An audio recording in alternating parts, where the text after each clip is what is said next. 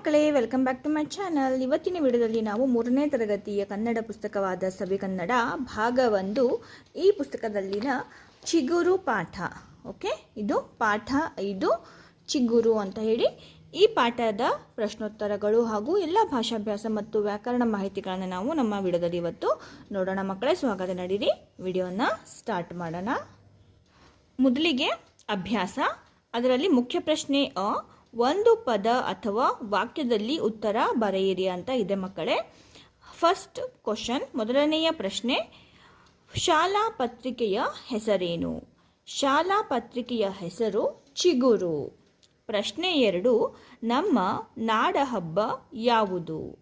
ಉತ್ತರ, ನಮ್ಮ ನಾಡಹಬ್ಬ ದಸರಾ.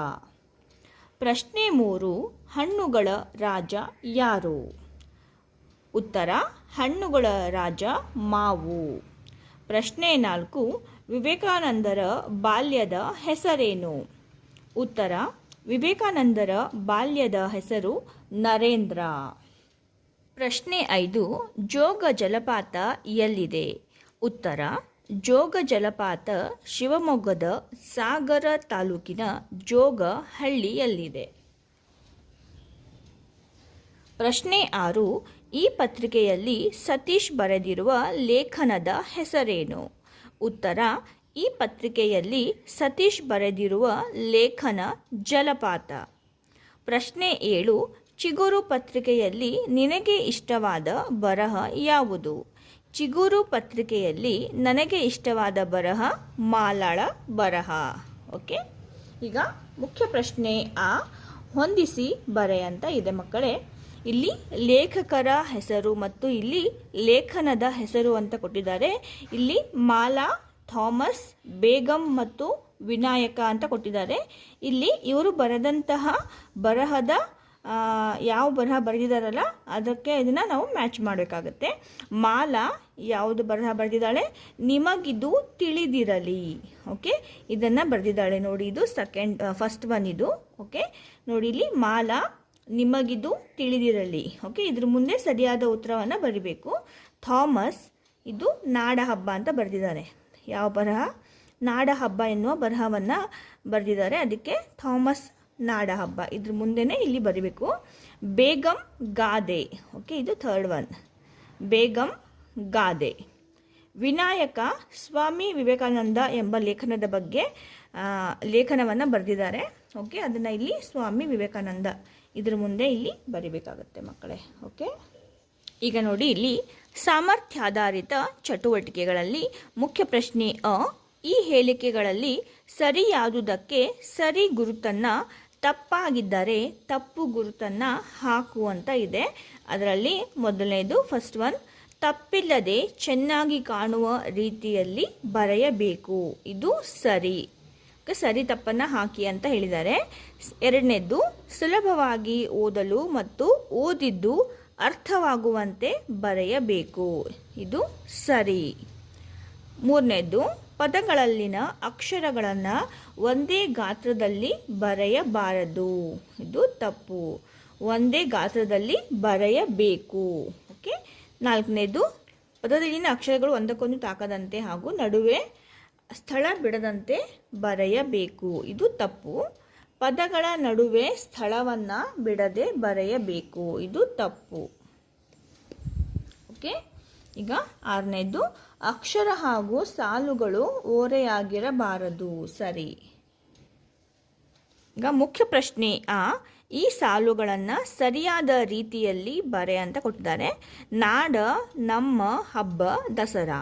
ಓಕೆ, ನಮ್ಮ ನಾಡ ಹಬ್ಬ ದಸರಾ. ಎರಡನೇದು, ಮಾತು ಜಗಳವಿಲ್ಲ ಬಲ್ಲವನಿಗೆ. ಮಾತು ಬಲ್ಲವನಿಗೆ ಜಗಳವಿಲ್ಲ. ಮೂರನೇದು, ರಾಜ್ಯ ನಮ್ಮ ಕರ್ನಾಟಕ. ನಮ್ಮ ರಾಜ್ಯ ಕರ್ನಾಟಕ. 4, ಹಣ್ಣುಗಳ ಮಾವು ರಾಜ. ಹಣ್ಣುಗಳ ರಾಜ ಮಾವು. ಓಕೆ, ಈಗ ಮುಖ್ಯ ಪ್ರಶ್ನೆ ಚಿಗುರು ಪತ್ರಿಕೆಯಲ್ಲಿರುವ ಸುಭಾಷಿತವನ್ನು ನೀನು ಒಂದು ಅಂಕಣದಲ್ಲಿ ಬರೆ. ಮತ್ತೊಂದು ಸ್ನೇಹಿತರಿಂದ ಬರೆಸು ಅಂತ ಇದೆ. ನಂತರ ಕೆಳಗಿನ ಪ್ರಶ್ನೆಗಳಿಗೆ ಉತ್ತರಿಸು ಅಂತ ಇದೆ. ನಿನ್ನ ಹೆಸರನ್ನು ಬರಿಬೇಕು. ಓಕೆ, ಮಾನವಿ NT ಅಂತ ನಾನು ಬರೆದಿದ್ದೀನಿ.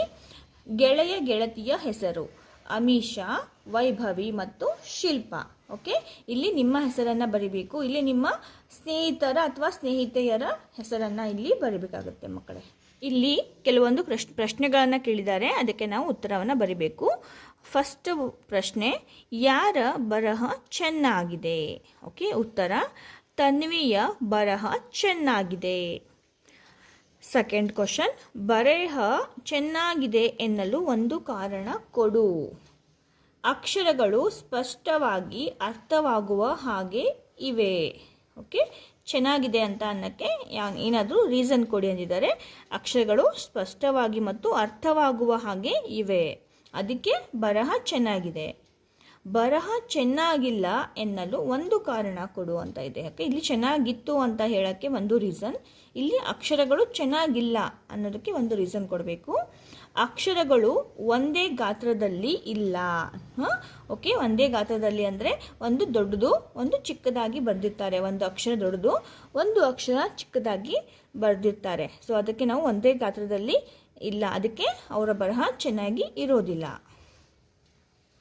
ನೋಡಿ, ಇಲ್ಲಿ ಮುಖ್ಯ ಪ್ರಶ್ನೆ ಈ ವಾಕ್ಯಗಳನ್ನು ನಕಲು ಮಾಡುವಂತ ಇದೆ. ಕೋಗಿಲೆಯ ಗಾನ ಇಂಪು. ಓಕೆ, ಇದನ್ನು ಇಲ್ಲಿ ಖಾಲಿ ಬಿಟ್ಟಿದ್ದಾರೆ 3 ಲೈನನ್ನು, ನೀವು ಇದನ್ನು ಕಾಪಿ ಮಾಡಬೇಕಿಲ್ಲಿ. ಓಕೆ, ಮಾಡಿದ್ದುಣ್ಣೋ ಮಹಾರಾಯ. ನೋಡಿ, ಇಲ್ಲಿ ಇದನ್ನು 3 ಸಲ ಕಾಪಿ ಮಾಡಬೇಕು. ಓಕೆ, ಮುಖ್ಯ ಪ್ರಶ್ನೆ ಈ ಕಮಾನಿನಲ್ಲಿ ನಿನ್ನ ಹೆಸರನ್ನು ಬರೆ. ಓಕೆ, ನೋಡಿ ಇಲ್ಲಿ ಕೊಟ್ಟಿದ್ದಾರಲ್ಲ, ಇದರಲ್ಲಿ ನಿಮ್ಮ ಹೆಸರನ್ನು ಬರಿಬೇಕು. ಮಾನವಿ. ಓಕೆ, ಮಾನವಿ ಅಂತ ಇಲ್ಲಿ ಹೆಸರನ್ನು ಬರೆದಿದ್ದೀನಿ. ನೀವು ನಿಮ್ಮ ಹೆಸರನ್ನು ಇಲ್ಲಿ ಬರಿಬೇಕಾಗತ್ತೆ. ಭಾಷಾಭ್ಯಾಸವನ್ನು ನೋಡೋಣ ಮಕ್ಕಳೇ. ಇದರಲ್ಲಿ ಮುಖ್ಯ ಪ್ರಶ್ನೆ ಈ ಚಿತ್ರಗಳನ್ನು ನೋಡಿ ನಿನಗನಿಸಿದ್ದನ್ನು ಅರ್ಥಪೂರ್ಣ ವಾಕ್ಯದಲ್ಲಿ ಬರೆ ಅಂತ ಕೊಟ್ಟಿದ್ದಾರೆ. ಓಕೆ, ಮಾದರಿ. ನೋಡಿ, ಇಲ್ಲಿ ಹುಡುಗಿ ನೀರನ್ನು ಕುಡಿಯುತ್ತಿದ್ದಾಳೆ. ನೋಡಿ, ಇಲ್ಲಿ ಕೊಟ್ಟಿದ್ದಾರೆ ಅವರು ಯಾವ ರೀತಿ. ಚಿತ್ರವನ್ನು ನೋಡಿ ಅದಕ್ಕೆ ಸರಿಯಾಗಿ ಹೊಂದುವಂತಹ ಒಂದು ವಾಕ್ಯವನ್ನು ಸ್ಪಷ್ಟವಾಗಿ ಬರಿಬೇಕು. ಓಕೆ, ನೋಡಿ ಇಲ್ಲಿ ಸೆಕೆಂಡ್ ಒನ್. ಇಲ್ಲಿ ನೋಡಿ, ಇಲ್ಲಿ ನೋಡಿದ ತಕ್ಷಣ ನಮಗೆ ಏನು ಅನಿಸುತ್ತೆ, ಇಲ್ಲಿ ಹುಡುಗ ಏನು ಮಾಡ್ತಿದ್ದಾನೆ, ಗಿಡಗಳಿಗೆ ನೀರನ್ನು ಹಾಕ್ತಾ ಇದ್ದಾನೆ. ಸೊ ಅದನ್ನೇ ನಾವು ಸರಿಯಾದ ರೀತಿ ವಾಕ್ಯವನ್ನು ಮಾಡಿ ಬರಿಬೇಕು. ಹುಡುಗನು ಗಿಡಗಳಿಗೆ ನೀರನ್ನು ಹಾಕುತ್ತಿದ್ದಾನೆ. ಓಕೆ, ಈಗ ಥರ್ಡ್ ನೋಡಿ, ಇಲ್ಲಿ ಹುಡುಗ ಏನು ಮಾಡ್ತಿದ್ದಾನೆ, ಬ್ರಷ್ ಮಾಡ್ತಿದ್ದಾನೆ. ಓಕೆ, ಹುಡುಗನು ಹಲ್ಲುಗಳನ್ನು ಉಜ್ಜುತ್ತಿದ್ದಾನೆ. ದಿ ಫೋರ್ತ್ ಒನ್ ನೋಡಿ, ಇಲ್ಲಿ ಬಸ್ ಇದೆ. ಇಲ್ಲಿ ಪ್ರಯಾಣಿಕರು ಬಸ್ಸಲ್ಲಿ ಹತ್ತುತ್ತಾ ಇದ್ದಾರೆ. ಜನರು ಬಸ್ಸನ್ನು ಹತ್ತುತ್ತಿದ್ದಾರೆ. ಓಕೆ, ಈಗ ನೆಕ್ಸ್ಟ್ ಒನ್ ನೋಡಿ, ಇಲ್ಲಿ ಹುಡುಗಿ ಏನು ಮಾಡ್ತಿದ್ದಾಳೆ, ಇದು ಹಗ್ಗದ ಆಟವನ್ನು ಆಡ್ತಾ ಇದ್ದಾಳೆ. ಹುಡುಗಿಯು ಹಗ್ಗದ ಆಟವನ್ನು ಆಡುತ್ತಿದ್ದಾಳೆ. ಇದು ಮೊಲ. ಓಕೆ, ಮೊಲವು ಆಹಾರವನ್ನು ತಿನ್ನುತ್ತಿರುವುದು. ನೋಡಿ, ಇಲ್ಲಿ ಇದು ಗ್ರೀನ್ ಗ್ರಾಸ್ ಇರುತ್ತಲ್ಲ, ಅದನ್ನು ತಿಂತಾ ಇದೆ. ಓಕೆ, ಆಹಾರವನ್ನು ತಿನ್ನುತ್ತಿರುವುದು. ಈ ಥರ ಸರಿಯಾದ ವಾಕ್ಯವನ್ನು ನಾವಿಲ್ಲಿ ಬರಬೇಕಾಗುತ್ತೆ ಮಕ್ಕಳೇ. ಈಗ ಭಾಷಾ ಚಟುವಟಿಕೆಯನ್ನು ನೋಡೋಣ. ಅದರಲ್ಲಿ ಮುಖ್ಯ ಪ್ರಶ್ನೆ ಗಾದೆಗಳನ್ನು ಓದಿ ತಿಳಿ ಅಂತ ಇದೆ. ಓಕೆ, ಆಪತ್ತಿಗಾದವನೇ ನೆಂಟ. ಓಕೆ, ಇದರ ಅರ್ಥ ಏನು ಅಂತ ತಿಳ್ಕೊಳ್ಬೇಕು. ಆಪತ್ತು ಅಂದರೆ ಕಷ್ಟ ಕಾಲದಲ್ಲಿ ನಮಗೆ ಸಹಾಯಕ್ಕೆ ಬಂದವರೇ ನಮ್ಮ ನೆಂಟರು, ಅಂದರೆ ನಮಗೆ ಆಪ್ತರು ಅಂತ. ಓಕೆ, ಸೆಕೆಂಡ್ ಒನ್ ಮಾತು ಬೆಳ್ಳಿ ಮೌನ ಬಂಗಾರ. ಓಕೆ, ನೋಡಿ ಇಲ್ಲಿ ಬೆಳ್ಳಿ, ಮಾತು ಬೆಳ್ಳಿ ಅಂತೆ. ಬೆಳ್ಳಿ ಇದು ಕಾಸ್ಟ್ಲಿ, ಬಟ್ ಆದರೆ ಬಂಗಾರಕ್ಕಿಂತ ಇದು ಸ್ವಲ್ಪ ಕಡಿಮೆ ಬೆಲೆದು. ಮಾತಾಡಿದರೆ ಬೆಳ್ಳಿ ಇರಬೇಕು, ಮೌನ ಅಂದರೆ ಬಂಗಾರ. ಯಾಕೆಂದ್ರೆ ನಾವು ಮೌನವಾಗಿದ್ದರೆ ನಮಗೆ ಹೆಚ್ಚು ಬೆಲೆ ಸಿಗುತ್ತೆ ಅಂತ ಅನ್ನೋದಕ್ಕೆ ಇದು ಒಂದು ಗಾದೆ ಮಾತು. ಮೂರನೇದು ಅತಿ ಆಸೆ ಗತಿಗೇಡು ಅಂತ. ಓಕೆ, ನಾವು ಅತಿಯನ್ನು ಆಸೆ ಮಾಡೋಕ್ಕೆ ಹೋದರೆ ನಮಗೆ ಗತಿಗೇಡು ಆಗುತ್ತೆ, ಅಂದರೆ ನಮಗೆ ತುಂಬ ಕೆಟ್ಟದಾಗಿ ಆಗುತ್ತೆ ಅಂತ ಇದರ ಅರ್ಥ. ಆಳಾಗಿ ದುಡಿ ಅರಸನಾಗಿ ಉಣ್ಣು ಅಂತ. ಓಕೆ, ನಾವು ಎಷ್ಟು ಕಷ್ಟಪಟ್ಟು ದುಡಿತೀವೋ ನಾವು ಅಷ್ಟೇ ನಾವು ಚೆನ್ನಾಗಿ ರಾಜನಂತೆ ಬಾಳೋಕ್ಕೆ ನಮಗೆ ಆಗೋದು. ಅದಕ್ಕೆ ನಾವು ಆಳಾಗಿ ಅಂದರೆ ಆಳು ಅಂದರೆ ಚೆನ್ನಾಗಿ ಕೆಲಸ ಮಾಡಿದಾಗಲೇ ಮಾತ್ರ ನಾವು ರಾಜನಂತೆ ಊಟ ಮಾಡೋಕ್ಕೆ ಸಾಧ್ಯ ಅನ್ನೋದು ಈ ಗಾದೆಯ ಅರ್ಥ ಮಕ್ಕಳು. ಮುಖ್ಯ ಪ್ರಶ್ನೆ ಸರಿಯಾದ ಪದವನ್ನು ಆರಿಸಿ ಗಾದೆಯನ್ನು ಪೂರ್ಣ ಮಾಡುವಂತ ಇದೆ. ಓಕೆ, ಯುಕ್ತಿ ಮೇಲೂ ಜುಟ್ಟಿಗೆ ಮಲ್ಲಿಗೆ ಹೂವು, ಕೋಣ ನೀರಿಗೆ ಎಳೆಯುತ್ತೆ ಮಹಾರಾಯ. ಓಕೆ, ನೋಡಿ ಇಲ್ಲಿ ಫಸ್ಟ್ ಒನ್ ಮಾಡಿದ್ದುಣ್ಣು ಮಹಾರಾಯ. ಓಕೆ, ಇದು ಫಸ್ಟ್ ಒನ್. ಎತ್ತು ಏರಿಗೆ ಎಳೆದರೆ ಕೋಣ ನೀರಿಗೆ ಎಳೆಯುತ್ತೆ. ಓಕೆ, ಇದು ಸೆಕೆಂಡ್ ಒನ್. ಹೊಟ್ಟೆಗೆ ಹಿಟ್ಟಿಲ್ಲ, ಜುಟ್ಟಿಗೆ ಮಲ್ಲಿಗೆ ಹೂವು. ಓಕೆ, ಶಕ್ತಿಗಿಂತ ಯುಕ್ತಿ ಮೇಲು. ಇದು ಫೋರ್ತ್ ಒನ್. ಮುಖ್ಯ ಪ್ರಶ್ನೆ ಈ ಪದಗಳನ್ನು ಸರಿಯಾದ ರೂಪದಲ್ಲಿ ಬರೆ ಅಂತ ಇದೆ. ಕುತೂಹಲ. ಓಕೆ, ನೋಡಿ ಇಲ್ಲಿ ಕುತೂಹಲ, ಇದು ತೂ ಇದೆ ಅಲ್ಲ, ಇದಕ್ಕೆ ದೊಡ್ಡದು ಈ ಥರ ಬರಬೇಕು, ದೊಡ್ಡ ತೂ ಬರಿಬೇಕು. ಓಕೆ, ಕುತೂಹಲ.